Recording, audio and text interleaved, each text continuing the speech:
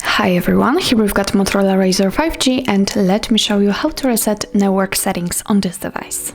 So first of all, let's open the list of apps and enter the settings. Now let's scroll down to the very bottom and tap on the system, tap on advanced, and here we've got reset options, so let's tap here. As you can see, at the very first position we've got reset Wi-Fi, mobile and Bluetooth, so this is what we are looking for. Let's tap on it. Now your device is telling you that it will reset all network settings including Wi-Fi, mobile data and Bluetooth. So if you're ready, click on reset settings. If you've got a pattern or pin, then enter it to confirm, and if you're ready, click on reset settings again.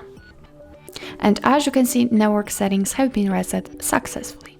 So that's all. This is how to reset network settings in your Motorola Razr 5G. Thank you so much for watching, and if you find that this video was helpful, please hit the subscribe button and leave a thumbs up.